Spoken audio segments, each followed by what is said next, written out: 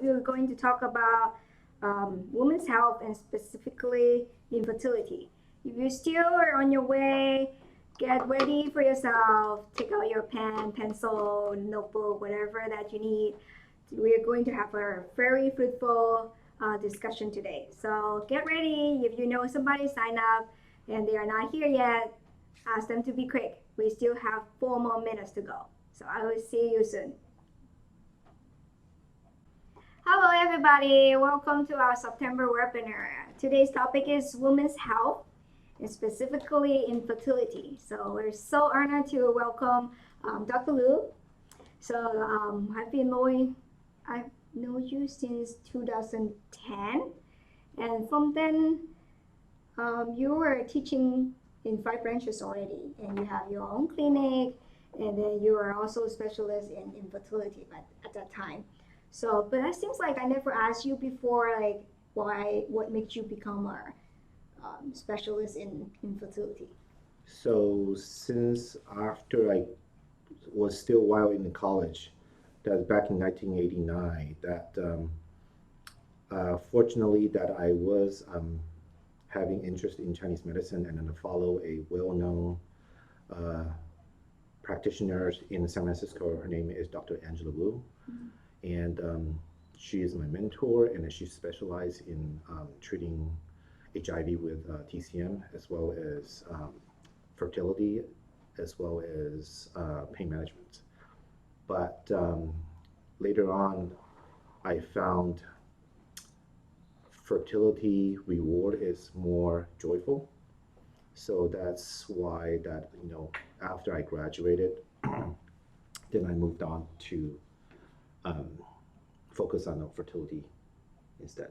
Okay. Yeah, I focus, I also did a lot more pain management as well, but getting older, I think that this is less physical. Okay, all right. So in the preview, you were talking about you want to discuss how TCM can do for infertility patient, and now is your time. So maybe you can elaborate more, like how TCM can help in these matters. I see. So basically, the difference between TCM versus Western medicines.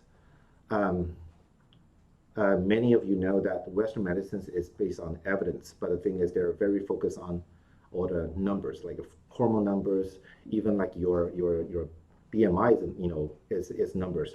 So from the years of experience in infertility, that I deal with all pretty much like every single fertility specialist in the Bay Area. Some of them that they refer to me with, like by looking at their hormone numbers, that everything's perfect. But to them is, if it's perfect and then is still not getting pregnant, they consider it as an unexplained case. And then they often, like for example, like age at 31, 32, this does not, you probably will do donor better. Or, if they focus on like IVF or IUI, they did a couple treatments and they couldn't tell, then, they're just considered say, okay, move on, let's do donor. They never find out what is the root cause.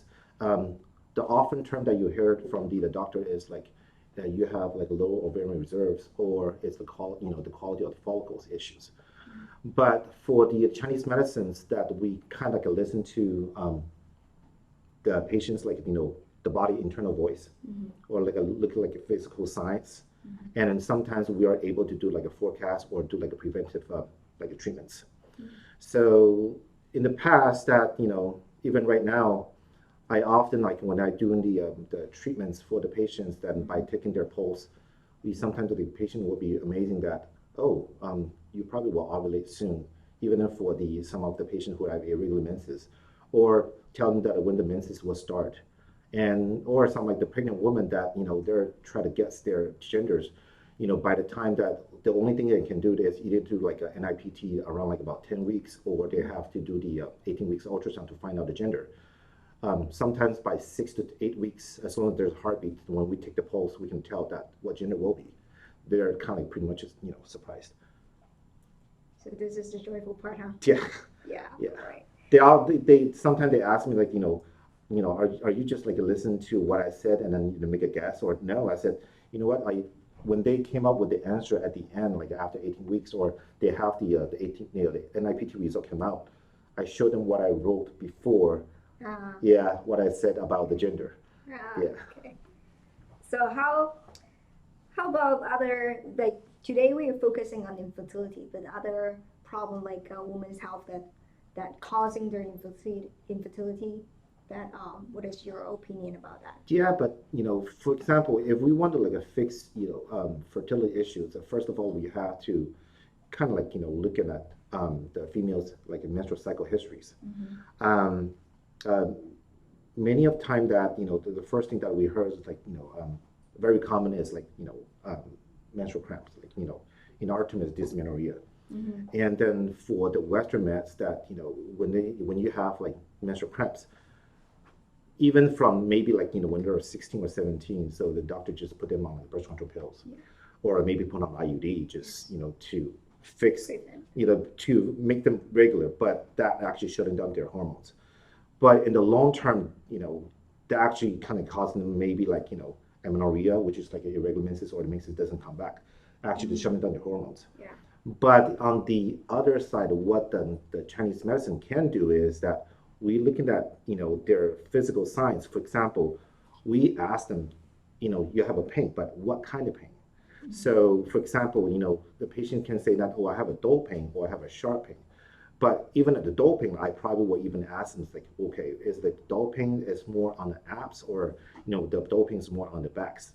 So for example, in this case, like if the dull pain is on the lower abs, in Chinese medicine we talk about maybe your lack of like a blood deficient.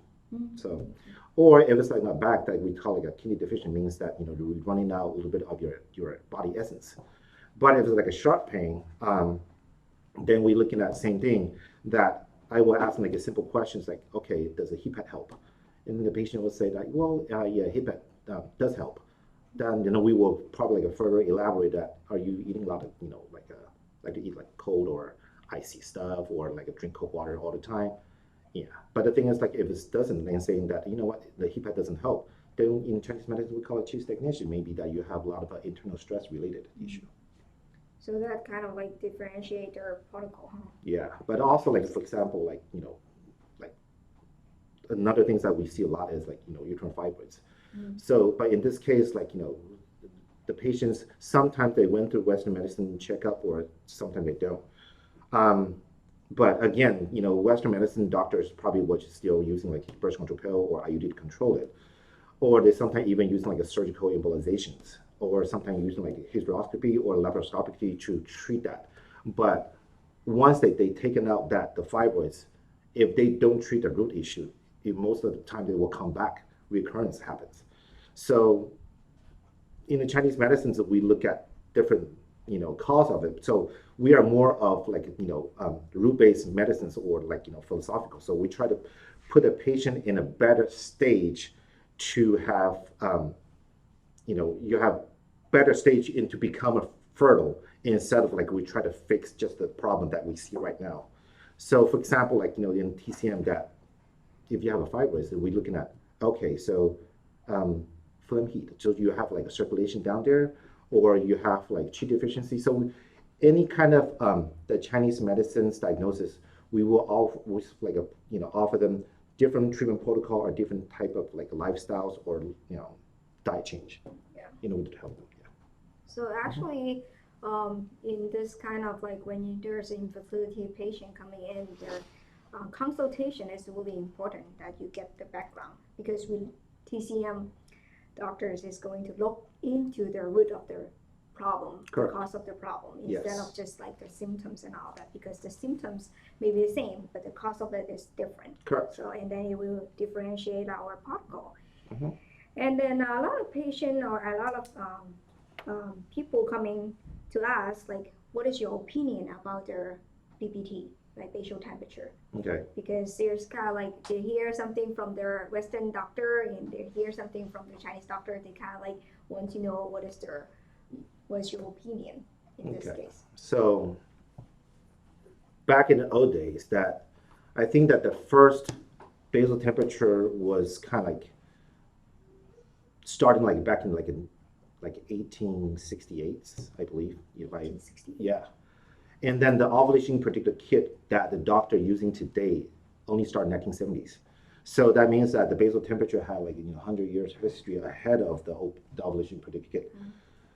The new the BPT that, or sorry, the ovulation predictor kit for the doctor using as of today is basically for tracking the ovulations. And then because of basal temperature taking some due to like lifestyle factors, like the people who have like waking up at different times, or the patients feel stressed about it. So that most of the doctors do not suggest you to do the basal temperature, but it is a very, very useful tool. Because you do not go to Western medicine doctor to draw blood every day. But by looking back of the basal temperature charts, actually you will see a lot of a hint about why your hormones are in imbalance. So for example, that that's the practical wise that we see patient come to tell me that my doctor said I'm not ovulating this cycle. Well, because you have like false negative. People using now, like, they're using the clear blue digital, it's like smiley face or not smiley face. That's like when your LH like reach a certain level that you will kick it in. But when we actually review the patient's basal temperature chart, then we found that they are ovulating, but they just have like a slow climbs on the temperature during ovulation time. In this case, that is simple. For the Western doctors, actually, we should look it back that maybe a simple way is just give them like, the trigger shots. They help them like trigger the ovulations. And then the same thing, or for the, Chinese medicine, we can use like, Chinese medicine, acupuncture, moxa to help boost up the ovulation at a time. So, just keep that, just make sure that they have like a better, but the things around most of the time I heard is Western medicine doctors like, okay, so what's my progesterone level? So they don't do that until maybe like 5-6 days post ovulations.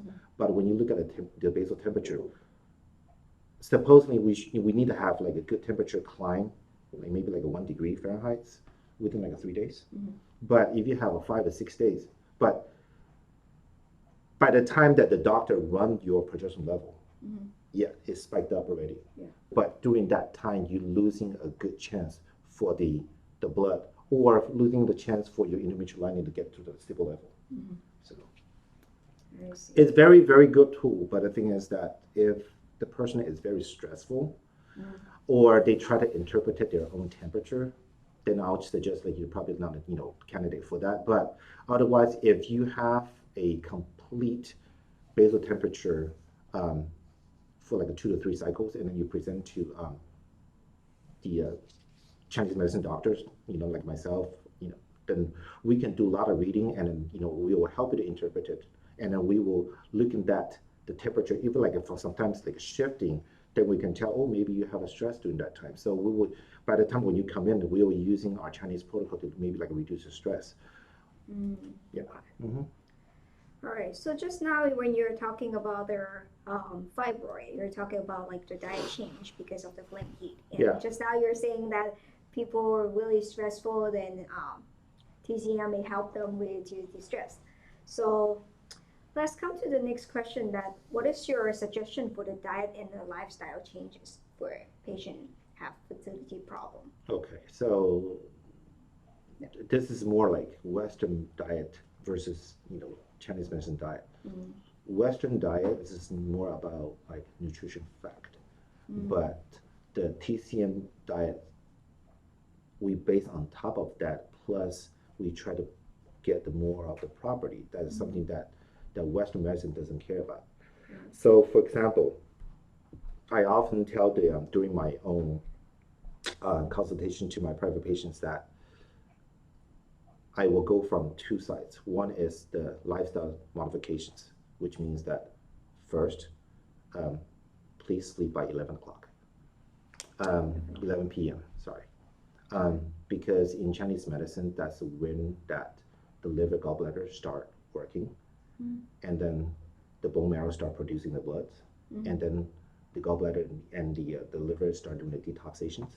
So that will give you a better quality of the blood, which will feed into your ovary and also into your uterus later. And then at the same time, that even for male, that if you have an issue that sleep early, a lot of times we see here, you may run into like morphology issues, which is the shape of the sperms. So that's number one thing that I will tell them. And number two thing is that I heard more often is exercise is good. Okay, so when exercise is good, people start over exercising. And then because they think that, you know what, control the BMI, so they, when a lot of the cardios, like for example, they go into like CrossFits, and then the doctor asks them to lose like, you know, another 5 pounds, things like that. So they start themselves and by going to gyms and then do like those boot camps. And when you are doing too much of the cardios and lose a lot of sweats in the Chinese medicines, you are losing a lot of essence as well too. So it's good to move and good to exercise, but I would suggest like a female's over 30, 35 years, so probably you should do something more mild. A little bit of sweating is okay, but excessive sweating probably is not recommended. Like what exercise there you would suggest? Like I would say walk, number one, is easy. Yoga is probably one of the best because not Bikram, of course, but you know, other like a relaxation yoga. Doesn't matter you want to go to class or you want to do like in front of videos. The whole purpose of this is to have you to try the breathing exercise through your lower abdomen area, because where are the ovaries and uterus and for the, you know, male reproductive organs, it's all in the abs. So by breathing deep into the lower abs, then you will actually self pumps more of the energy and the blood into the lower abdomen area.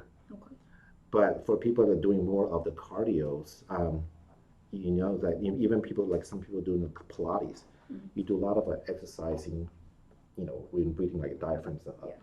So sometimes when we look at their abs, they're concaved, or when you touch their uterus or the lower abdomen area, they're very firm. That means that your could be happen to have like a tight muscles in the uterus, and then may not have a good chance for implantation. Put it this way, so if you have 2 mattresses, both 20-inch thick, one is soft mattress, one is hard mattress, and then you have a bowling ball coming in, drop on each of them, that's considered as your embryo. Which one are going to catch first? The soft one, not the firm one. So we try to get ourselves more work done, and then what we can do to get more blood flow into the lower abdomen area to increase the softness, because in Chinese medicine that we said the blood actually nourishes the muscles. And what about swimming? Swimming, okay, but swimming is involved with a lot of water. So, you know, in Chinese medicine, damp kicks in. So it can, if you like to swim, you know, number one, of course, don't time yourself like, you know, you try to break the Olympic record. But just like do like easy lap swim, but maybe I will say once a week is good enough. But, you know, try to do walk, yoga, meditations, something, you know, things similar to that. Yeah. But for the diet part, right? So, number one thing, no ice, no cold, no raw, please. This actually another Western medicine's problem that we see is that people who have endometriosis, if you trace back their history, most of them, they like to drink like ice water or things like that, or they like to eat like more of like a tropical fruits such as like a melon. So they have either cold temperature or cold property. What happens is in the long run, they will cause in the uterus get contract and cervix contract. By the time that you have the menstrual flow, you actually shut down, or you kind of like make the passage a little tighter. so you don't have a good outflows. Okay. And then when the blood inflows back in, you know what? Some of them actually are endometrial tissues. That's why endometriosis happens either in the uterus or sometimes outside the uterus. So Okay. the number one thing that I will recommend all the ladies out there, try to drink anything put in your mouth, room temperature or warmer. Okay. Yeah, but people will ask like, okay, so what about salad? Yeah, in the United States, that almost like every family that will have like a salad, more or less. My recommendation is that when you eat salad, try to eat the room temperature salad, not the salad directly out of the fridge. Okay. And but there are also like a few things I would recommend to take it off. Number one, cucumber. Cucumber. Yeah. And number two is tomato. Okay. Those two in Chinese medicine is very cool in property. But, and at the same time, if you want to have like a cup of hot tea, a cup of hot soup, and go together, that'd be great. Okay. Yeah. What about ginger? Ginger tea. Ginger is good, but you have to look at the ginger tea's ingredients. Some of the ginger tea ingredient involved with like chamomile or mint and things like that, then it's probably not a good idea. But if you have like a straight up ginger tea, such as like lemon ginger tea or straight up ginger tea, or you want to like, cut the fresh ginger, just like a soak in hot water and drink them, that'd be great. Okay. Yeah. All right. Yeah. And any other things that you want to talk about their digestion or, their digestion part or their Yeah. food part? So in the Bay Area, we have a lot of Indian populations here. Or there's, nowadays the diet is more going through like become a vegetarian. So when you become vegetarian, well, I'm not talking about vegan here, so vegan is another ballgame. Okay. So vegetarian, so they do not eat meat, but it's okay as long as you have enough protein in that system. So one thing they do is like they try to drink like milk, right? So people ask me, what about milk? Milk is fine, but the thing is that number one, milk sometimes can give you, Chinese medicine phlegm. So that's where maybe one of the, few cause for the fibroids, or maybe like cysts. But first thing first is that in Chinese medicine, cow milk, for example, it's very cold in property. So my suggestion is that if you can just like use the stovetop to boil them once before you drink them, that'd be great. Yeah. Okay. All right. Yeah. And what about spicy food or deep fried? Spicy food, deep fried, it's okay as long as you have like good tolerance, because a lot of people like to eat like the spicy food, like especially like like Indians populations, they have like a really high tolerance. In China, there's like a few provinces they're using the high spice. Yeah. But I will say if you are trying to have maybe like in a 3 to 6 months, prepare for getting pregnant, cut it down. What level to cut it down depends on your personal preference, personal tolerance. Because if you're taking too much of spicy food, it will eventually causing like the blood heat in the system, or eventually will drain your essence because it's so hot. You are using your body internal water and fire to balance, and then you're draining a lot of water. I see. Ooh, okay. Wow, that's a lot of information in the past 10-15 minutes. So right now we're going to do our demonstration. So we have our live demonstration going on. So we move to the table, and then we'll start doing it. And then if you have any questions, we have a Q&A section at the end. So bring up your question now. There is a little chat box there, so you can type your question to me.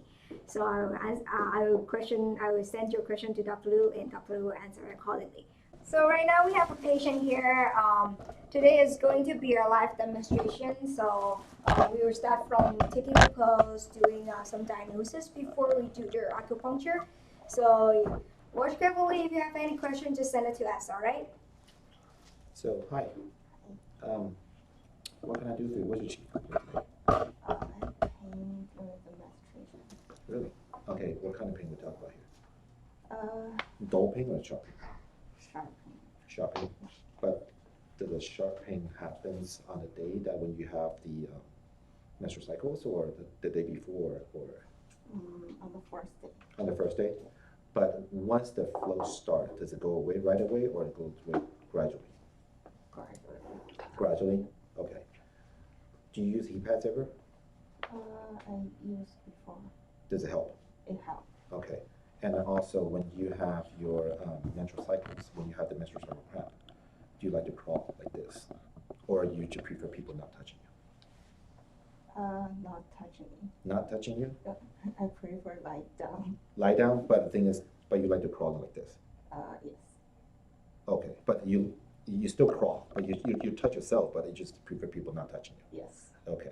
Do you like to eat like cold drinks and stuff like that? Yeah, almost every day. Almost every day? I see. Can I take a look at your tongue? Thank you. What cycle day are you right now? Saturday, 22. 22nd.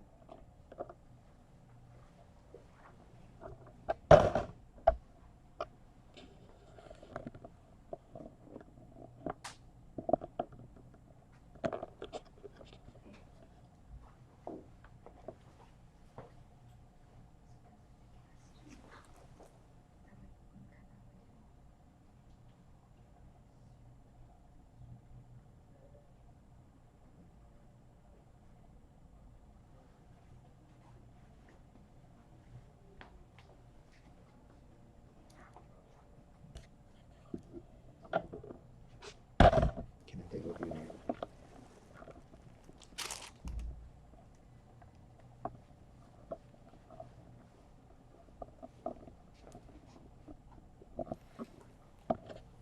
Okay. So in her case, one thing that on top of the Chinese medicine traditionally that we do post taking the tongue reading and also read the navel. So when we look at the navel, when I took the pulse, I was thinking that she has more of the spleen and the kidney deficiency because she does like to crawl, and the heat pad does help. But when I looking at her tongue versus the shape of the navel, the navel actually tilt a little bit towards the spleen size. So it's kind of a match with what we are doing, what we are, what I was thinking, yes. So what I'm going to do right now is that doing the protocol by using some of the so-called master tone points to treat this type of problem. May I have the needle speak?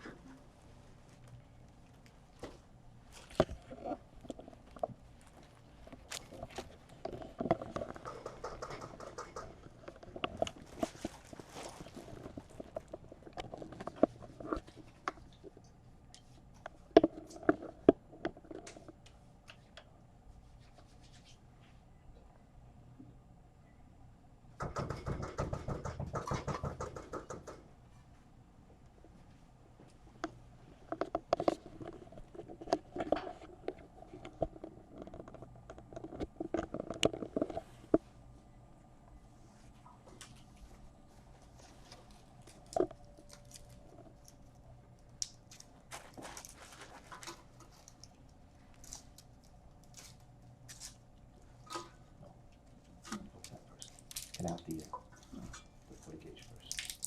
Thank you.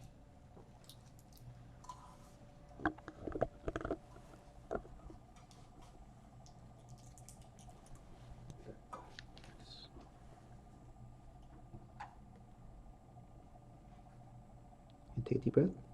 Exhale.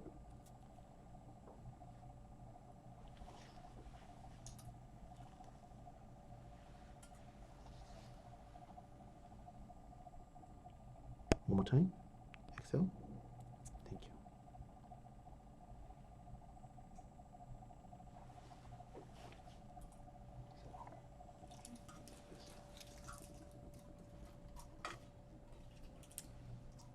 This point is called food cut.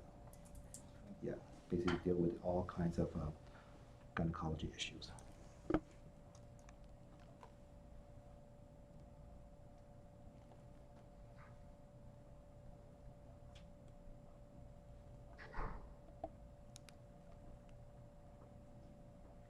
Feel sore here? A little bit. Okay. Take deep breath. Exhale.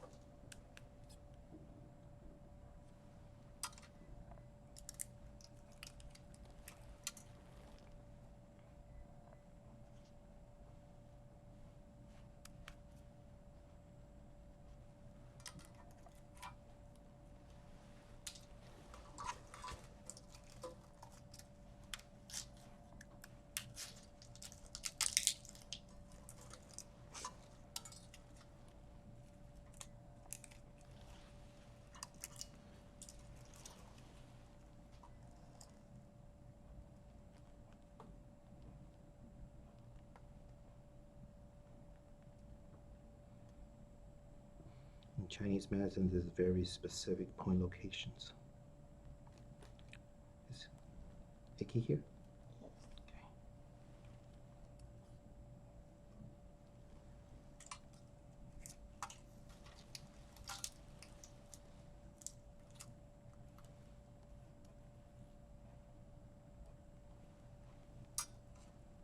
This is almost to the Chinese medicine's spring channels, and it is which is like govern the blood. Mm-hmm. And this point is called Three Sisters, 姐妹, 三姐妹. And then because of she has a little bit of DAOM accumulations, I'm gonna do the call it spring 9, healing Chen. Help her to drink a little bit of excessive water. Mm-hmm.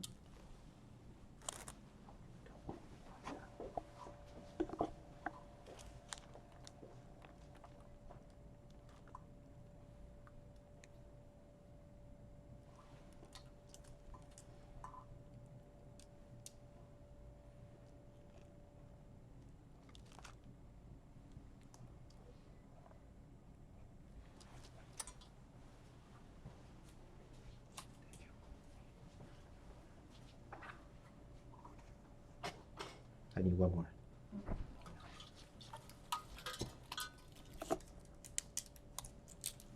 So thank you so much, Dr. Liu, for demonstrating. And I saw that some people cannot see their screen when we're doing the demonstration. So if you have any problem, please contact us if you want to see it again. So we will try to accommodate your needs, okay? And then, okay, so before we start the Q&A section, we actually want to know more about the TCM protocol, about the infertility. So, Dr. Liu, what do you, so let me ask this. So if patient comes to you and her chief complaint is infertility, what do you suggest her when to start their acupuncture? Are you referring to if the patients will go through Western medicine help, or just try to prepare for getting Just pregnant? trying to prepare for pregnant. Okay, so basically that the study shows that our body refreshes the follicles of sperms every like about 60 to 90 days. Mm-hmm. So, thank you. I'll suggest the same, but because in order to prepare, better prepare for like either natural or assisted fertility process, Mm-hmm. the couple, I would recommend that both couples, like if you start acupuncture or like, Chinese herbal medicine, probably like a 60 to 90 days Mm-hmm. ahead. Couple. Yeah. Okay. Mm-hmm. All right. So you actually would suggest your husband or male partner come to do acupuncture together? Well, for the female, because eventually they will be the host for the baby for the next, once they're getting pregnant, you're, the next like 36 weeks that, you'll be the host. Mm-hmm. So we definitely focus more on the mother. Mm-hmm. But for the male part, that we try to help them, because if the male have like more of like less stress, psychological, relaxations, they actually can produce better sperms. Mm-hmm. Okay. But at the same time, if male has any like a fertility issue, because we have to be fair, not all fertility is female issues. We have like a male factors too. Mm-hmm. So in case that the male factors involved with like low sperm counts or low motility, then we actually can have like good Chinese medicine to treat that. The only part is the morphology right now that basically Chinese medicines or even Western medicines that may not have like actual direction to treat that. But I do see the trend, like I mentioned earlier, that people like to stay up late nowadays that to do, phone surfing, computer, running errands at night, or some of them that, have to work with overseas, so they stay up like, and don't sleep until like 1 or 2 a.m. So in that case, that I found these match with the morphology issues with not just the female quality issue, the quality of the sperm, the egg issue, but also the male, the sperm morphology issue as well. So if you can start doing that, that'll be great. Or, clinical wise, that I sometimes even using a lot of antioxidants to give it to the male for, maybe hopefully we can reverse morphology a little bit. I see. Yeah. Thank you so much. There's a lot of experience, and just the last, want to get some case study from you, like throughout your 20 years practice. Do you have any like case that you want to share specifically? Just one case, because we're running out of time and we still have to do a Q&A section. Just one case. No, you have tons, but just one. Okay. Years back, that there was a girl that she's only like about 30 or 31 years old at a time, but she was referred to me by the director of the fertility center, saying that she did 2 previous fresh IVF, less than 20% like fertilization rates, and nothing to survive until like day 5 to be transferred or to be frozen. So most of them, they probably only get like 1 or 2 embryo to transfer at day 3, and then have hard time to get the lining up. And then when I first saw that girl, she was like start taking Chinese medicine from another TCM practitioner, but because of referred by the fertility center, so I was doing the acupuncture portion for her. So after 2 months of treatments, then the first time that I gave her the green light to go back to do another a fresh IVF cycle, that particular cycle that we have approximately about 14 follicles. This 14 follicles not just coming out from both, because the history was that she has ovarian cancer. She went to radiation before, and then she have actually 1 ovary removed. So we have really like a tough time to get her more follicle just based on the 1 healthy ovary at a time. So surprisingly, she has like about 13, 14 follicles to stimulate it out. And then surprisingly that she has like a 70% fertilization rates. So we end up doing a day 5 transfer. That's the first time that she done so many of them. And then we transferred 2 embryo at a time, and then froze 5. But unfortunate that the first try that it wasn't successful. But I was curious then, what Chinese herb that she was actually taking. So she ended up showing me the package that I have. So then I, when I look at the herbs, there were like a couple ingredients missing, because since that she has the history of ovarian cancer, done the radiation before, in Chinese medicine we call it a blood heat. So I added a couple ingredients such as like we call it a tinhuafen, like a modanpi, so to clear heat. So I asked because the director is saying that, can I do another transfer, because they're so excited, they have 5 frozen right there, blastocysts. And then I said, you know what, can you please give me like 1 month to just like have the herbs modified, and then we are trying again. So after like 1 month of the modification of the herbs, right? So she went in again, and this time she again transferred two, and then one took, and a live birth at 37 weeks. In fact, that right now that the little boy is one of our family friends. Yeah, because he and my daughter actually have a very similar age. So this is the joyful part that we were talking about earlier. Yeah, the director just couldn't figure out. So what did you do? I said, you know what? I did a modification on Chinese herbs, but that's what we did. We're looking at why, because they use a lot of because she had the blood heat. From my understanding, is she had the blood heat. She only have like one ovary, but the doctor, when they're using the IVF drugs, which is really hot, so when you're pushing and pushing, the ovary just make it quit. But once we cool down, just like the engines, like in an engine, you don't have like a good radiation system, then you know what, they will make a quit on you. But later on, we modify the acupuncture with the acupuncture, and then the new herbal protocol. You know what, we get the ovary back to even just one. We get that work back to normal, because she's only 31. Because otherwise the doctor said, and you know what, if this doesn't work, donor. Yeah. All right, thank you so much for sharing your case. It's very happy to see this happening, and it's happening all the time in your life. You're seeing a lot of like miracles happening. So, and now there's a few questions that coming in. Secretary, okay, I hope you get this later on. So he is asking, is there any evidence-based research in China or USA that indicates that deep abdominal breathing increase the fertility rates? I don't see there is a like search evidence, because Chinese medicine itself is on the from different from person to persons, but this is from the years of experience plus.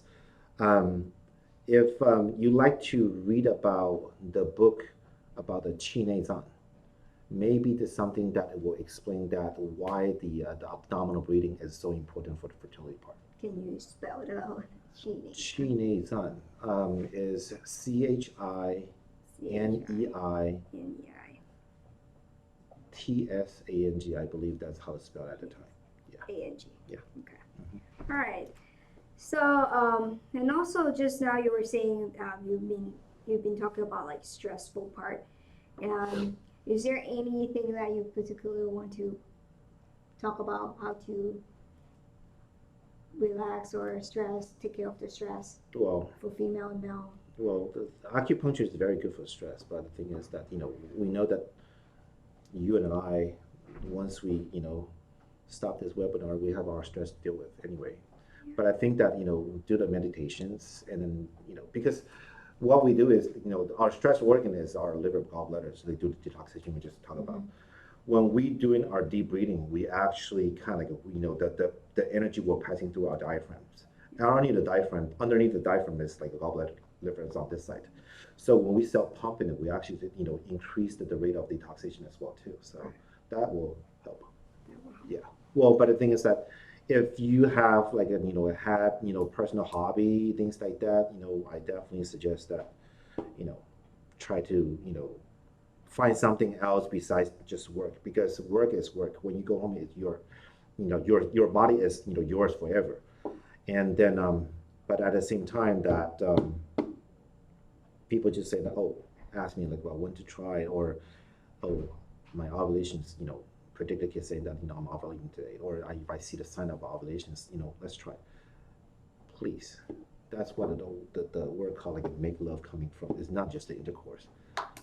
If you have planning, you sometimes it's considered as a homework assignment, then you probably like you won't have like you really enjoy it, and you probably even have trouble with getting like an orgasm, things like that, which is not helping apart, because sometimes when you have an orgasm, you're causing the uterus contract. Then you help the sperm ascending further. Yeah. All right.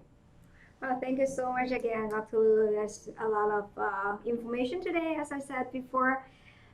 Just that if you have any questions, just email us or come find us, come find Dr. Lu directly so you can talk about your case and talk about your situations with him. So he was going to help you. And if you want to know more information, then go to our website. Our website is www.5branches.edu. And then you can also come to our clinic. And our clinic located in Santa Cruz and San Jose. So come to our clinic, get more information and know more about how TCN can help you. All right, so we'll see you next month. Thank you so much. Goodbye. Bye-bye.